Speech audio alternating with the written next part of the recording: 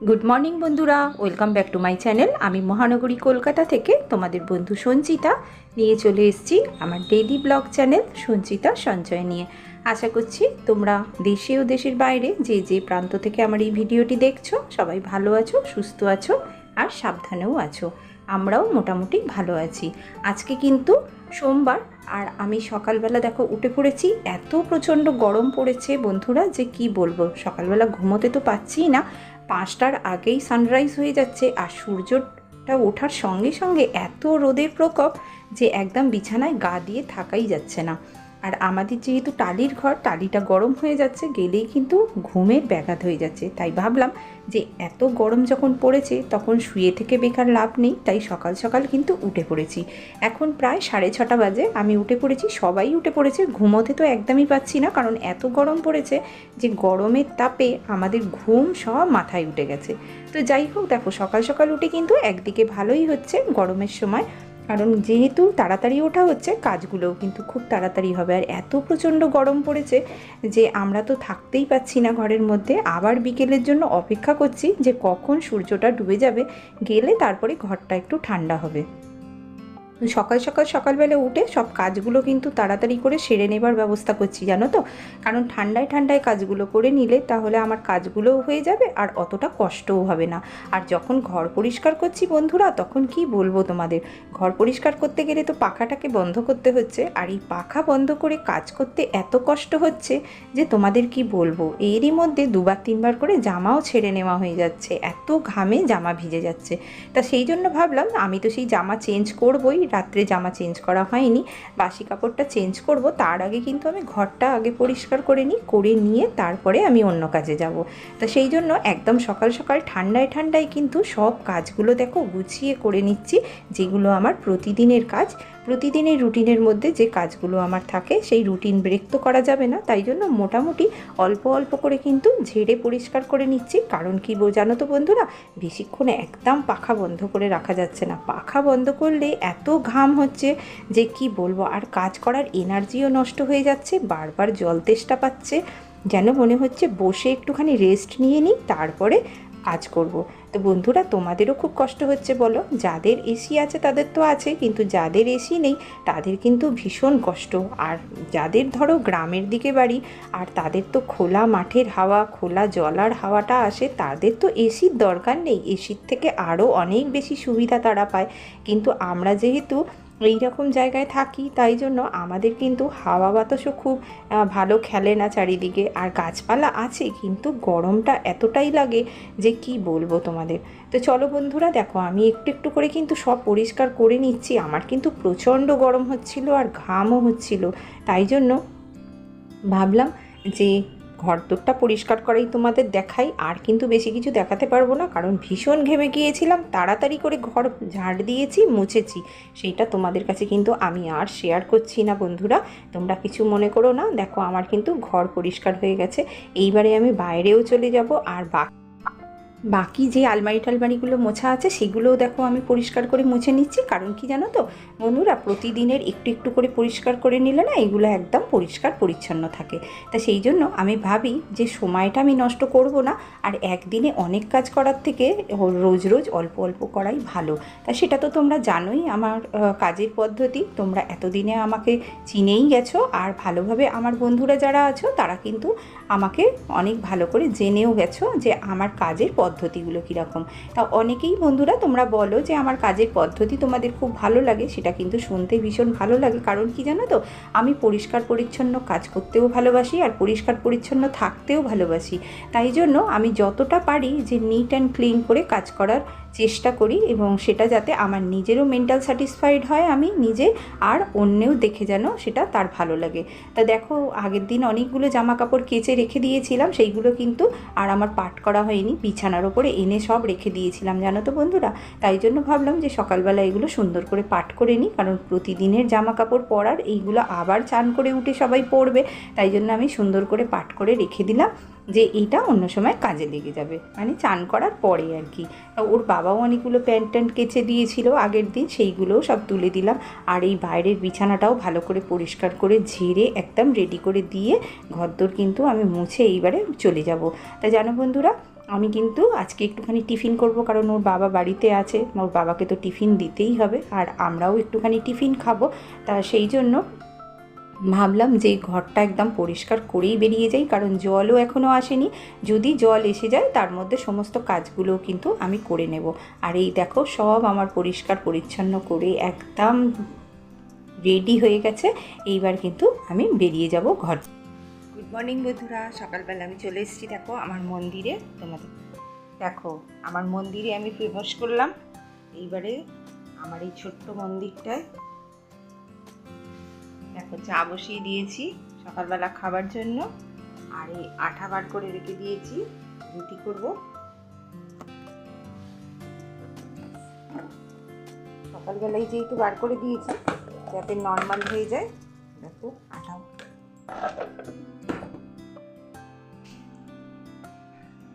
মন্দিরের চেহারাটা প্রত্যেক দিন এইরকমই থাকে। সব মুছে পরিষ্কার করে নিয়েছি বন্ধুরা। চলো এইবারে রান্না করব, আর ওর বাবাকে চাটা করে দিই। চা করে নিয়ে কিন্তু আমি টিফিনটাও করে নিয়েছি। দেখো টিফিনটাও রেডি করে নিলাম, কারণ সেটা তোমাদের সঙ্গে আমি শেয়ার করলাম না বন্ধুরা, কারণ আজকে তোমাদের সঙ্গে দুটো রেসিপি আমি খুব সুন্দরভাবে শেয়ার করব, যেটা কিন্তু আমার ভীষণই ভালো লাগে এবং আমার প্রিয় যে দুটো রেসিপি।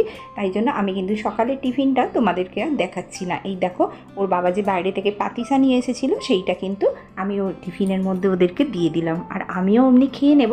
তা আর আজকে কি করব জানো, লাউ শাক দিয়ে মাছের ঝোল। তোমরা কি কেউ খেয়েছো? যদি খাও বা তোমাদের যদি পছন্দ হয় বা ভালোবাসো তোমরা, তাহলে কিন্তু আমাকে কমেন্ট করে জানাবে যে তোমরা কিভাবে রান্না করো। তা আজকে আমি দেখো দুটো আম নিয়ে নিয়েছি। আম দুটো কিন্তু আমি আজকে চাটনি করব, সেই জন্য কিন্তু আম দুটোকে জলে অনেকক্ষণ ধরে ডুবিয়ে রেখে দিয়েছিলাম। কারণ কি জানো তো, আমের মুখে না অনেকটা কিন্তু আঠা থাকে, যেহেতু কাঁচা আম সেহেতু আঠা বের হয়, ওই জন্য আমি জলের মধ্যে ডুবিয়ে রেখে দিয়েছিলাম। আর এই আম দুটোকে কিন্তু আমি কেটে নেব, কেটে নিয়ে আমি আজকে একটুখানি চাটনি করব। আর আমি কিন্তু আমের চাটনি করি খুব সুন্দর করে জেলির মতো, আমার কিন্তু একদম ঝোলঝোল চাটনি ভালো লাগে না। তা যেহেতু একটু চিনিটা বেশি দিলেই কিন্তু জেলির মতো চাটনিটা হয়।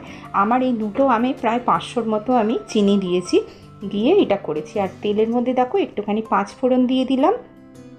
5 ফোড়ন দিয়ে আমি আমটাকে ভালো করে ভেজে নেব। আর জানো বন্ধুরা, এই আমটা এত সুন্দর ছিল না, তোমাদের কি বলবো গো, আর কি সুন্দর একটা মিষ্টি গন্ধ। তা আমটা কিন্তু চাটনি করতে খুব সুন্দর হয়েছে খেতে জানো। আর দেখো এই যে আমের চাটনিটা বসাতে বসাতে আমিও কিন্তু টিফিনটা খেয়ে নিচ্ছি। কারণ কি বলো তো, এখন প্রায় 9টা বাজে, আর তোমরা যে সমস্ত পুরনো বন্ধু আমার আছো তোমরা তো সবাই জানো যে আমি 9টার মধ্যে টিফিনটা করতে পছন্দ করি। আর যেহেতু আমাদের গৃহিণীদের কি হয় বলো তো, আমরা রান্নাটা নিয়ে এতটাই ব্যস্ত থাকি যে আমরা কিন্তু নিজেদের খাবার জন্য একটুও টাইম বার করতে পারি না। আর আমি আমার মাকেও কিন্তু ছোটোবেলা থেকে দেখে আসছি জানো তো, আমার মাও না বসে যে সুষ্ঠুভাবে খাবে সেই সময় কিন্তু আমার মা পেতেন না। তাই জন্য কি করতেন, নিজের খাবারের দিকে কোনো দিনই কিন্তু যত্নবান ছিলেন না মা।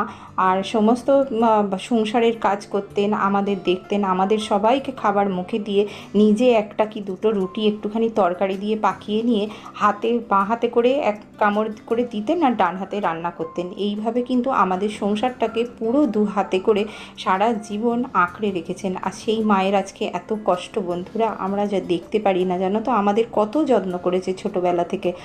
তা মায়ের জন্য কতটাই আর কি করতে পারছি বলো। আমার মায়ের যেন বন্ধুরা আবার শরীর খারাপ করেছে। তা আমার তো ভীষণ মনটা খারাপ, ভাবছি যে দেখতে যাব এর মধ্যে। তা দেখো আমি কিন্তু এই এটা আমটাতে একটুখানি হলুদ আর নুন দিয়ে ভালো করে ভেজে জল দিয়ে কিন্তু আমি এটাকে সেদ্ধ করে নেব জানো। যখন জলটা কমে আসবে তখন কিন্তু এই দেখো আমটা দেখেছো একদম নরম তুলতুল করছে, আর খুব সুন্দর আমটা ছিল জানো। সেই জন্য এটার মধ্যে কিন্তু আমি চিনি দিয়ে দিলাম, বেশ কিছুটা চিনি। তোমাদের বললাম দুটো আমার 500 চিনি লেগেছে। তা চিনি দিয়ে আমি কিন্তু এটাকে ভালো করে ফোটাতে দিলাম, দিয়ে যেই জলটা মরে গেল তারপরে কিন্তু আমি চাটনিটা নাবিয়ে নিয়ে একটু 5 ফোড়ন গুঁড়ো করে ওপর থেকে দিয়েছি। তা বন্ধুরা এরম করে যদি তোমরা চাটনি করো তাহলে দেখবে এটা অনেক দিন ফ্রিজে রেখে খাওয়া যায়, আর ফ্রিজে রাখলে দেখবে পুরো জেলি হয়ে যায়, যেটুকুনিও জল থাকে সেটুকুনিও কিন্তু একদম জেলির মতো হয়ে যায়। আর খেতে এত সুন্দর লাগে এই চাটনিটা, তোমাদের কি বলবো। আর এখন যেহেতু গরম পড়ে গেছে না, একটু টকটক জাতীয় জিনিস খেতে কিন্তু খুব ভালো লাগে। আমার তো চাটনি দিয়ে ভাত খেতে ভীষণ ভালো লাগে। তোমাদের কার কার ভালো লাগে বন্ধুরা, তোমরা কিন্তু আমাকে অবশ্যই জানিও। আর দেখো এই যে 3টে মাছ ছিল, আমি তোমাদের বললাম যে আজকে কিন্তু আমি লাউ শাক দিয়ে মাছের ঝোল করব।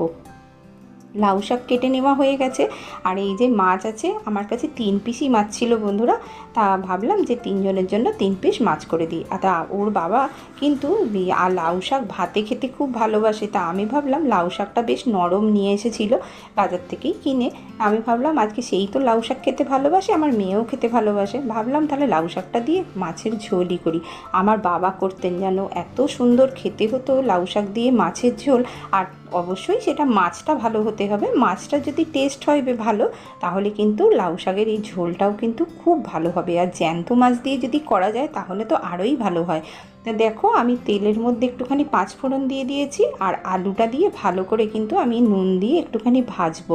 ভেজে এর মধ্যে কিন্তু আমি ডাঁটাগুলো দিয়ে দেবো, জানো, কারণ আলুটা একটুখানি হাফ ভাজা হয়ে যাবে, তারপরে কিন্তু আমি ডাঁটাগুলো দেবো। তাহলে কি হবে বলো তো, ডাঁটার কাঁচা গন্ধটা আর এই আলুর কাঁচা গন্ধটা চলে যাবে। আর ডাঁটাটা যেহেতু একটু সিদ্ধ হতে সময় লাগবে, তো সেই জন্য আলুটার সঙ্গে আমি ভালো করে ভেজে নিচ্ছি। দেখেছো, এর মধ্যে কিন্তু আমি কোনো মশলা দেবো না, একটু জিরে গুঁড়ো, একটু ধনে গুঁড়ো, আর একটু হলুদ, অল্প একটু লঙ্কা আর গুঁড়ো একটুখানি, কিন্তু একদম টেস্টের মতো, আর হচ্ছে কাঁচা লঙ্কা দেবো, দিয়ে এটা ভালো করে কিন্তু আমি ভেজে নেব। তো যে সমস্ত বন্ধুরা লাউ শাক খেতে ভালোবাসো, তোমরা কিন্তু অবশ্যই একবার ট্রাই করে দেখতে পারো যে এই লাউ শাক দিয়ে মাছ দিয়ে ঝোলটা খেতে কতটা সুন্দর লাগে। তো চলো, যে সমস্ত বন্ধুরা শেষ পর্যন্ত আমার সঙ্গে আছো তাদের তো অসংখ্য ধন্যবাদ আমার ভিডিওটার সঙ্গে শেষ পর্যন্ত থাকার জন্য। আর আমার ভিডিওটা যদি তোমাদের একটুও ভালো লেগে থাকে তাহলে অবশ্যই যাবার সময় একটা লাইক আর কমেন্ট করে যেও। আর যে সমস্ত বন্ধুরা আমার ভিডিওতে আজকে প্রথম ভিজিট করেছো, তোমাদের যদি আমার পরিবারটাকে ভালো লেগে থাকে আর আমার ভিডিওটাকে ভালো লেগে থাকে আর সর্বোপরি যদি আমাকে ভালো লেগে থাকে, তাহলে কিন্তু অবশ্যই যাবার সময় সাবস্ক্রাইব করে দিও আমার চ্যানেলটাকে। দেখো বন্ধুরা, আমি কিন্তু প্রথমে সবজিগুলোকে ভেজে নিলাম, তারপরে কিন্তু আমি এই শাকটাকে দিয়ে দেবো। এই শাকটাকে দিয়ে কিন্তু জল দিয়ে দেবো, যেহেতু লাউ শাকে কোনো মানে নিজস্ব একটা গন্ধ আছে, তাই জন্য কিন্তু এতে কাঁচা গন্ধ হবে না। তাই লাউ শাকটাকে দিয়ে আমি যেই জল দিয়ে দিলাম, দেখো লাউ শাকটা কমে গিয়ে আর একদম মানে পুরো কমে গেছে, আর ঝোলটা কিন্তু ওপরে উঠে এসেছে। এরপরে কিন্তু দেখো সেদ্ধ হয়ে গেছে, ডাঁটা আর আলু দুটোই সেদ্ধ হয়ে গেছে, শাকও সেদ্ধ হয়ে গেছে। তাই জন্য আমি এবার মাছটা দিয়ে দিলাম। আর মাছের তেলে যদি তরকারিটা করো সেটা কিন্তু আরও বেশি সুন্দর হবে। আর আমি কিন্তু মাছটা দিয়ে 5 মিনিটের মতো ফোটালাম, ফুটিয়ে কিন্তু দেখো তরকারিটা নামিয়ে নিচ্ছি। আর বন্ধুরা, তোমাদের বলবো কি, এত সুন্দর তরকারিটা খেতে হয়েছিল যে আমরা কিন্তু শুধু এই শাকের ঝোল দিয়েই কিন্তু ভাত খেয়েছি, জানো তো, এত সুন্দর খেতে হয়েছিল। আর চাটনি করে নিয়েছিলাম, তোমাদের তো দেখালাম, সেই চাটনি দিয়ে কিন্তু ভাত খেয়েছি। খুব সুন্দর হয়েছিল ঝোলটা। তোমরা কিন্তু অবশ্যই একবার ট্রাই করবে, আর খেয়ে যদি তোমাদের ভালো লেগে থাকে তাহলে কিন্তু আমাকে অবশ্যই কমেন্ট করে জানাবে তোমাদের কেমন লাগলো আজকে আমার এই রেসিপিটা আর এই ঝোলটা। তো যাই হোক, দেখো এবার ওর বাবা তো চাল এনে রেখে দিয়েছিল, সেই চালটাও কিন্তু আমার ঢালা হয়নি। তাই জন্য ভাবলাম যে সব কাজের শেষে চালটাকে ঢেলে রেখে তারপরে বেরোবো। তা আমার তো রান্নাঘরের কাজ মোটামুটি শেষ হয়ে গেছে। আর তোমরা যে সমস্ত বন্ধুরা আমাকে কমেন্ট করেছো তারা হলে সৌরভ FF গেমার, তোমাকে অনেক ভালোবাসা জানাচ্ছি ভাই। আর হচ্ছে মাই ফরচুন স্টোরি, তা তোমাকেও অসংখ্য ধন্যবাদ জানাচ্ছি, ভালোবাসা জানাচ্ছি আমার ভিডিওতে কমেন্ট করার জন্য। আর যে সমস্ত বন্ধুরা তোমরা আমাকে কমেন্ট করতে চাও অবশ্যই কমেন্ট করে জানাবে। আর যাদের ভালো লাগলো তারা কিন্তু একটা লাইক অবশ্যই দিও। নতুন বন্ধুরা একটা সাবস্ক্রাইব করে আমার পাশে অবশ্যই থেকে যেতে পারো, তাহলে তোমরা আমার খুব কাছের লোক হবে। তো বন্ধুরা দেখো, আমার কিন্তু সব হয়ে গেল। আমি কিন্তু এই চালের ড্রামটাকে ভালো করে কিন্তু মুছে রেখে দিচ্ছি। আর জানো তো বন্ধুরা, এই চাল যখনই ঢালবে তখনই অবশ্যই মা অন্নপূর্ণাকে স্মরণ করে প্রণাম করে চাল রাখবে। দেখবে এই ডিবের চাল কোনো দিন তোমার শেষ হবে না। আর কি বলো তো, দেখবে মা তোমাদের সর্বক্ষণ এই অন্ন যোগান দেবেন। তা এটা আমার বিশ্বাস ভাই, তোমরা যদি মনে করো যে এটা তোমরা মানবে অবশ্যই মানতে পারো, একবার করে দেখতে পারো। মা কিন্তু আমাদের সবাইকে আশীর্বাদ করেন। তো চলো বন্ধুরা, আমার দেখো সমস্ত কাজ হয়ে গেছে, পুজো হয়ে গেছে, রান্না হয়ে গেছে, এখন সমস্ত কমপ্লিট হয়ে গেছে 12টার মধ্যে। এবার আমি পরে খাবো সেটা। তো বন্ধুরা, ভিডিওটা আজ এই পর্যন্তই রাখছি। দেখা হচ্ছে আরও একটা নতুন ভিডিও। ততক্ষণ সবাই ভালো থেকো, সুস্থ থেকো, সাবধানে থেকো। টাটা।